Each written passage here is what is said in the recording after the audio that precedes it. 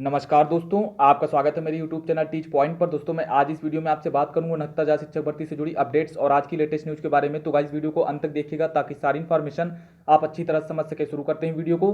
सरकारी नौकरियों में संविदा के प्रस्ताव पर विपक्ष ने सरकार को घेरा है। अभ्यर्थी भी कर रहे संविदा प्रस्ताव का जोरदार विरोध। संविदा प्रस्ताव पर नोटिस, सरकारी नौकरियों पर प्रतिबंध। तो इन सभी न्यूज़ की चर्चा आपसे वीडियो में डिटेल से करेंगे। वीडियो के अंत तक आप हमारे साथ बने रहिए।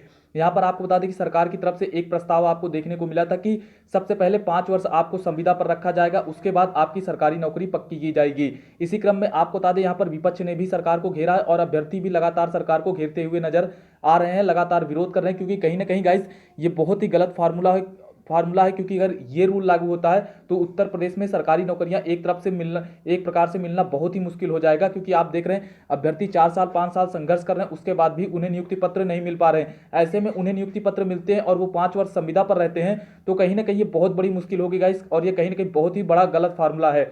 आपको बता दें यहाँ पर विपक्ष ने सरकार को घेरा है। आप देख सकते हैं यहाँ पर विपक्ष ने नौकरियों में संविदा के प्रस्ताव पर सरकार को घेरा है। सपा मुखिया ने दी 2022 में सबक सिखाने की चेतावनी, और कहीं ना कहीं ये बात सही भी है क्योंकि ये बहुत ही गलत फार्मूला है। इससे अभ्यर्थी को बहुत बड़ा नुकसान उठाना पड़ सकता है।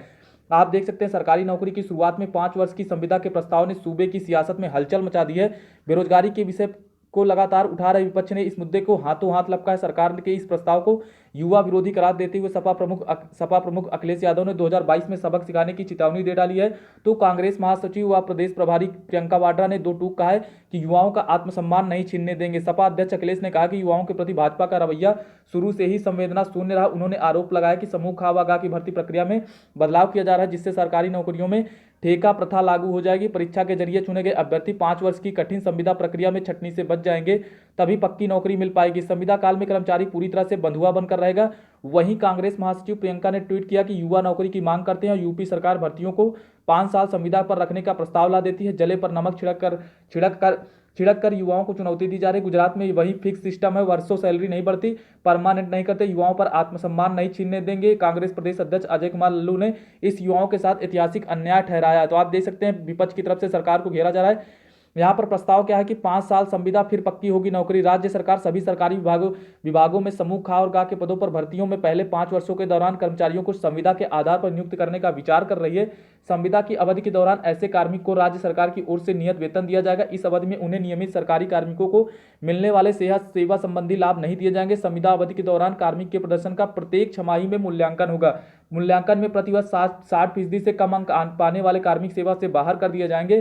संविदा अवधि को शर्तों के अनुसार पूरा करने वालों को ही मौलिक नियुक्ति दी जाएगी। यानी प्रत्येक 5 वर्ष में प्रत्येक 6 महीने पर आपका मूल्यांकन होगा और 1 वर्ष में आप 60% से कम नंबर पाते हैं तो आपकी सेवा समाप्त कर दी जाएगी, आपको पूरी तरह से बाहर कर दिया जाएगा। तो यहाँ पर ऐसा फार्मूला आपके लिए लाया जा रहा है। और आप देख सकते हैं यहाँ पर मुख्य सचिव हैं RK तिवारी जी, उनकी तरफ से क्या बयान आया है। बयान ये आया है कि सरकार के स्तर पर सतत सुधारात्मक विचार चलते रहते हैं। सरकार नौकरी में संविदा को लेकर भी अभी कोई निर्णय नहीं हुआ है। जब भी निर्णय किया जाएगा वह जनहित, युवाओं के हित और प्रदेश का हित देखते हुए किया जाएगा। यहाँ पर मुख्य सचिव जी का बयान है। आप देख रहे हैं यहाँ पर प्रदेश के हित की बात हो रही है, जबकि प्रदेश का हित जो है वो अभ्यर्थियों के हित से जुड़ा होता है, लेकिन अभ्यर्थियों के हित के बारे में कहीं भी कोई भी बात देखने को नहीं मिलती है। और अगर ऐसा फार्मूला लागू होता है गाइस तो कहीं ना कहीं अभ्यर्थियों को बहुत बड़ा नुकसान उठाना पड़ सकता है। और ऐसे में उत्तर प्रदेश के जो भी अभ्यर्थी लगातार गवर्नमेंट जॉब की तैयारी करें उनके लिए बड़ा झटका हो सकता है। और कहीं ना कहीं ये गलत फार्मूला क्योंकि इसकी वजह से जो भी अभ्यर्थी गवर्नमेंट जॉब की तैयारी कर रहे हैं उनके लिए यहाँ पर बड़ा झटका हो सकता है गाइस। और यहाँ पर अभ्यर्थी भी इस संविदा प्रस्ताव का जोरदार विरोध कर रहे हैं। और मैं भी यही कहूँगा गाइस कि आप भी लगातार सोशल मीडिया के माध्यम से जो भी चीज़ें आपके पास हैं या फिर जिस माध्यम से आप विरोध कर सकते हैं, लगातार जोरदार विरोध करते रहिए। आपको दिखाना चाहूँगा बहुत सारे अभ्यर्थी विरोध कर रहे हैं और यहाँ पर सड़क पर भी उतर आए हैं बहुत सारे अभ्यर्थी जो है इस बात को लेकर, क्योंकि कहीं ना कहीं यहाँ पर अभ्यर्थी को बड़ा नुकसान उठाने को मिल सकता है। आप देख सकते हैं सरकारी नौकरी में संविदा प्रस्ताव का बड़ा विरोध देखने को मिल रहा है। BHU सिंह द्वार पर प्रदर्शन कर निकाला विरोध मार्च। आप देख रहे हैं बहुत सारे छात्र जो है इस मामले के खिलाफ हैं, यहाँ पर बाहर निकल आए हैं। बहुत सारे छात्रों ने जो है सड़क पर उतरकर जमकर विरोध किया है। कहीं ना कहीं इसके पहले जो है आपको देखने को मिल रहा था एक फैसला कि जो भी 50 साल से अधिक के 50 साल की उम्र से कर्मचारी हैं, जो सरकारी कर्मचारी अधिक उम्र के हो गए हैं, उनको जबरदस्ती रिटायर किया जा रहा है। उसके बाद आपको ऐसा प्रस्ताव देखने को मिल जाता है। तो सरकार के द्वारा आपको नए नियम ही देखने को मिलते हैं, जबकि जो भी लंबित भर्तियां उनको निस्तारित करने की कहीं कोई बात नहीं होती है। उसमें अभ्यर्थी 5 साल 6 साल से संघर्ष कर रहे हैं, उसकी कहीं बात नहीं की जाए। तो आप यहाँ पर देख रहे हैं अभ्यर्थियों की तरफ से जमकर विरोध हो रहा है। साथ ही साथ आपको बताना चाहूंगा कि सोशल मीडिया पर भी लगातार विरोध कर रहे हैं, अभ्यर्थी लगातार विरोध दर्ज करवा रहे हैं।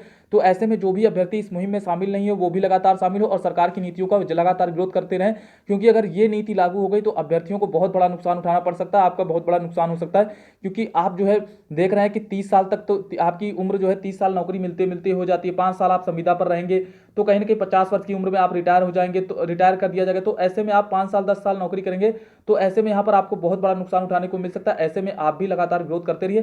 सभी अभ्यर्थी एक साथ सोशल मीडिया के माध्यम से विरोध दर्ज कराएं और सरकार को जवाब देना ही पड़ेगा। कहीं ना कहीं ऐसे नियम यदि लागू होते तो अभ्यर्थी को बहुत बड़ा नुकसान हो सकता है। और गाइस, इस मामले का आप लगातार विरोध करते रहिए।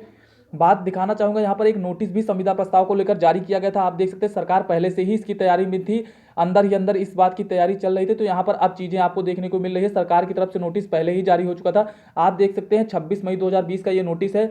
यहाँ पर उत्तर प्रदेश शासन कार्मिक अनुभाग 2 है। आप देख सकते हैं कृषि उत्पादन आयुक्त, औद्योगिक विकास आयुक्त, अपर मुख्य सचिव, प्रमुख सचिव, वित्त, राजस्व, ग्राम विकास, सिंचाई, माध्यमिक शिक्षा एवं लोक निर्माण विभाग, उत्तर प्रदेश शासन द्वारा ये नोटिस जारी किया गया था 26 मई 2020 को, यानी पहले से ही तैयारी चल रही थी। आप देख सकते हैं यहाँ पर, लेकिन चीजें आपको अब देखने को मिल रही है। किसी उत्पादन, यहाँ पर आप देख सकते हैं उत्तर प्रदेश सरकारी विभागों में समूह खा एवं समूह गा के पदों पर नियुक्ति की नई प्रक्रिया निर्धारित की जा रही है, जिसमें कार्मिक विभाग द्वारा कार्मिकों के मूल्यांकन हेतु जो है एमकेपीआई पद्धति निर्धारित की गई है। एमकेपीआई पद्धति वही है गाइस जिसमें 6 माह में आपका मूल्यांकन होगा और 1 वर्ष में आपको 60% नंबर लाने पड़ेंगे। कार्मिक विभाग द्वारा निर्धारित एमकेपीआई के प्रति संलग्न होकर प्रेषित कर अनुरोध करना है कि कृपया उक्त एमकेपीआई पर अपना अनुभाग, जहां पर आप देख सकते हैं कार्मिक अनुभाग 2 को उपलब्ध कराने का कष्ट करें, साथ ही संबंधित के अतिरिक्त 5 भी उपलब्ध कराने का कष्ट करें। आप यहां पर देख सकते हैं, आपको दिखाना चाहूंगा फार्मूला कैसे होगा।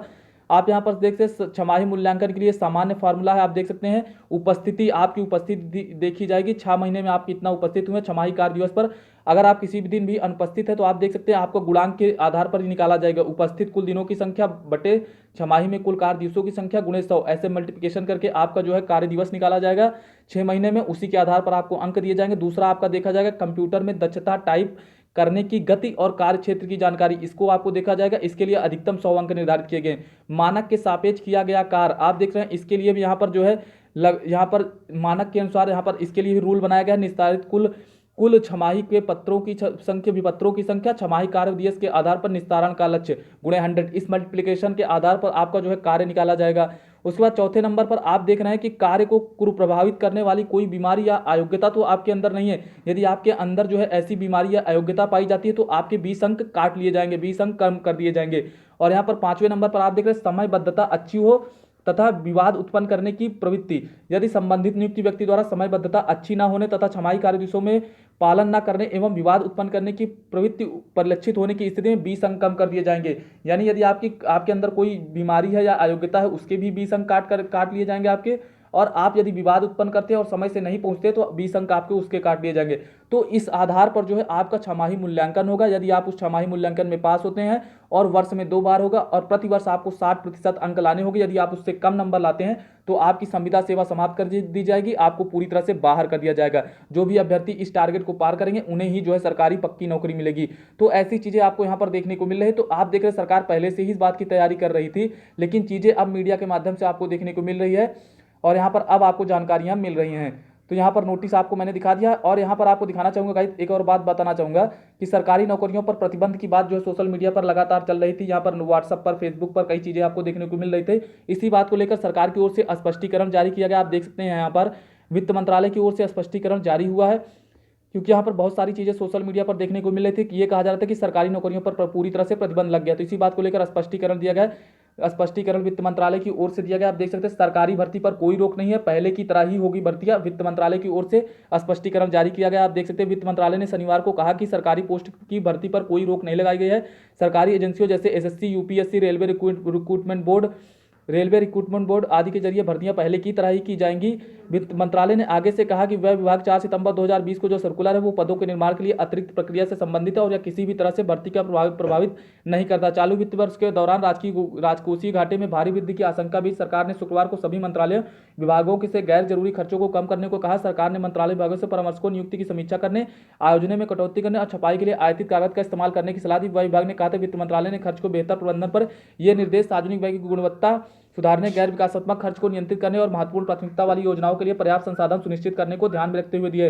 विभाग की ओर से जारी एक कार्यालय ज्ञापन में कहा गया था कि मौजूदा राजकोषीय स्थिति तथा सरकार के संसाधनों पर दबाव को देखते हुए गैर प्राथमिकता वाले खर्चों को कम करने और तर्कसंगत बनाने। तो यहाँ पर आप देख रहे हैं, कुल मिलाकर यहाँ पर बात की है कि वित्त मंत्रालय ने स्पष्टीकरण जारी किया कि पहले की तरह ही आपकी सरकारी भर्तियां देखने को मिलेंगी और यहाँ पर सरकारी भर्ती पर कोई रोक नहीं लगी है। यहाँ पर आप देख सकते हैं, नए पदों के सृजन पर रोक। मंत्रालय ने कहा था कि परामर्शों का शुल्क तय करते समय इस बात की सावधानी बरती जाए कि उनके द्वारा किए जाने वाले कार्यों की गुणवत्ता और मात्रा प्रभावित नहीं हो। नए पदों के सृजन के बारे में कहा गया, इन पर प्रतिबंध रहेगा। कुछ एक मामलों में विभाग की अनुमति से नए पदों का सृजन किया जा सकता है। मंत्रालय ने स्पष्ट किया था कि यदि 1 जुलाई 2020 के बाद यदि कोई नया पद बनाया गया है तो जिसके लिए विभाग की मंजूरी नहीं ली गई और इस पद पर नियुक्ति नहीं हुई तो इसे रिक्त ही रखा जाए। यानी यहाँ पर कहने का मतलब है, जो नए पद सृजित करने हैं उनको ना सृजित किया जाए, बाकी सरकारी भर्तियां आपको देखने को मिलेगी। ऐसा वित्त मंत्रालय की ओर से स्पष्टीकरण जारी किया गया। लेकिन आपको बताना चाहूंगा गाइस कि उत्तर प्रदेश की बात करें तो यहाँ पर शिक्षक भर्ती हो चाहे फिर अन्य कोई भर्ती हो, यूपीपीएससी भर्ती हो, सभी भर्तियां 4-5 साल तक लंबित रहती हैं। उसके बाद भी अभ्यर्थी यहाँ पर परीक्षा देते हैं, चयनित हो जाते हैं, योग्यता मिल जाती है। योग्यता की बात सरकार करती है, सरकार को योग्य अभ्यर्थी भी मिल जाते हैं, लेकिन उसके बाद भी उनको नियुक्ति पत्र नहीं दिए जाते, ज्वाइनिंग नहीं कराई जाती, उन्हें दर दर भटकाया जाता है। और ऐसी कई सारी चीजें देखने को मिलती है। यहाँ पर लंबित भर्तियों के बारे में सरकार की ओर से कोई भी डिसीजन देखने को नहीं मिलता। रोज सरकार नए नए नियम लागू करती है और अभ्यर्थियों को लगातार परेशान करती रहती है। तो गाइस, आप यहाँ पर लगातार जो है सोशल मीडिया के माध्यम से जुड़ते रहिए और इस मुहिम का जरूर विरोध करो। जो है चाहे वो 69,000 शिक्षक भर्ती के अभ्यर्थी हो, एलटी भर्ती के या फिर किसी भी परीक्षा के अभ्यर्थी हो, वो जरूर से जरूर इस बात का विरोध करें। कहीं ना कहीं ये नियम लागू होता तो अभ्यर्थियों को बड़ा नुकसान उठाना पड़ सकता है। जो भी अभ्यर्थी गवर्नमेंट जॉब की तैयारी करें उनको यहाँ पर बड़ा विरोध करना चाहिए, क्योंकि अगर ये नियम लागू होगा गाइस, कहीं ना कहीं आपको बहुत बड़ा नुकसान उठाना पड़ सकता है। तो अभी तक के लिए इतनी अपडेट्स। यदि आपको वीडियो पसंद आई हो तो हमारे चैनल को सब्सक्राइब करें, लाइक करें और कमेंट करें और वीडियो को ज्यादा से ज्यादा शेयर कर दें। इस नियम को सोशल मीडिया के माध्यम से आप लगातार विरोध जारी रखिए, तभी आपको चीजें देखने को मिलेंगी। वीडियो देखने के लिए आपका बहुत बहुत धन्यवाद। चैनल पर नए हैं तो चैनल को सब्सक्राइब जरूर कर दें। Thank you so much guys.